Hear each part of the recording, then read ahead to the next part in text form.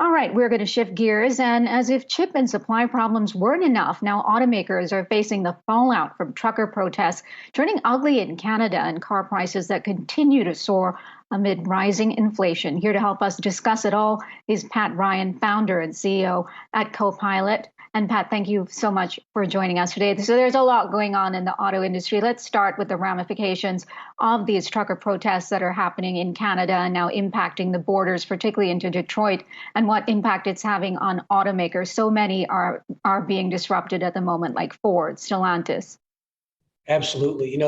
If you look at the whole supply chain, it's already fragile. So we're starting with a fragile supply chain. You're starting with real shortages of inventory. And with NAFTA, the way it's been, Canada and the U.S. have been interchangeable for a lot of the manufacturers.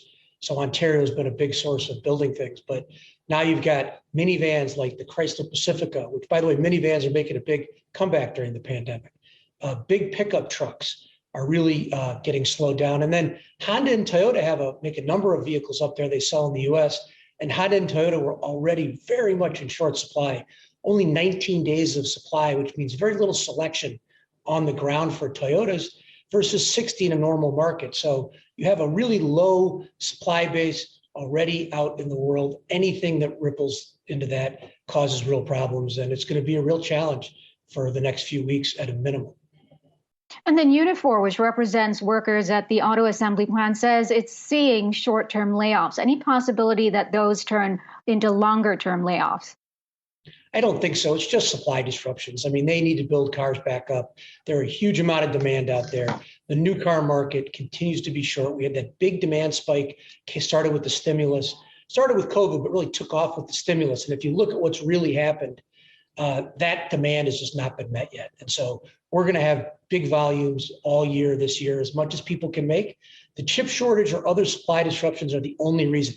If they can't build those cars because of what's happening on the bridge or what's happening with chips, that'd be the only reason. But the inherent demand remains high. It's going to be a great year for auto workers and employment as long as we can keep the supply chains moving. Car prices keep rising, and we got that CPI data that showed that used cars up 40.5% year over year. At some point, if you're thinking about buying a used car, when do you decide it isn't the right time? Because at some point, prices will start to come down, right, as inflation does moderate. And then doesn't the owner become underwater in that case? I think it's a great point. I mean, the reality is new car supplies are low. But near new cars, those 1 to 3 year old cars that are very interchangeable, are actually back at more normal levels, but the prices aren't. So the inventory levels are back, but the prices aren't.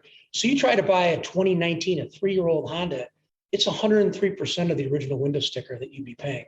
If you try to buy a 2019 Toyota, it's 97%. So people are paying new car prices for 3-year-old cars. That's just not going to last. There are only so many people willing to do that. We started to see in January a little softening of prices. I think this supply disruption is probably going to pull that back for a little bit. But as a trend, there's no question that we are going to see, as new car supply comes back, we'll see more of a long road back to normal, but a road back to normal on used car prices, particularly those near new car prices. And consumers are going to be the beneficiaries of that in a significant way. And people who buy now are really running the risk of being the people who bought stocks late in the fourth quarter at peak, or bought a home before a housing market busted. So there is a bubble in used car prices and car prices generally. We look for it to ease over the year, but it'll be inconsistent. And I think most importantly, it'll differ by manufacturer.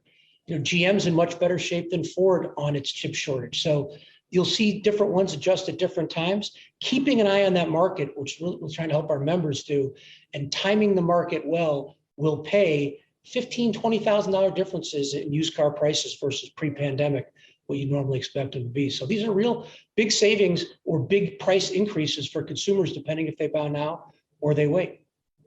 Yeah, and I was struck by a really interesting statistic I saw from Edmunds.com. It says in January 2021, just 2.8% of new vehicles sold above sticker price. Last month, that figure was 82%. That is astounding. And some, automakers like GM and Ford are starting to clamp down on dealers that are just raising these prices, to exorbitant sort of levels.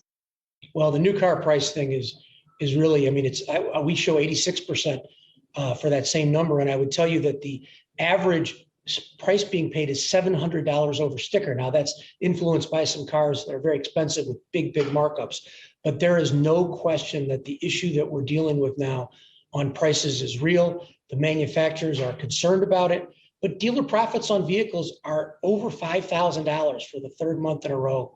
$5,000 is compared to less than $2,000 before the pandemic started. So these are record dealer profits. We've never seen profits like this for the auto industry. They're making hay while the sun shines, but it's hard for consumers. And a lot of people in the manufacturer side are frustrated because they feel like it hurts their brand equity to be charging more than sticker. Yeah, and dealers are doing what they can to make what they can right now as, EV makers like Tesla and Rivian ship direct to consumer. Okay, we'll have to leave it there. Thank you so much for coming on. Pat Ryan, founder and CEO at CoPilot.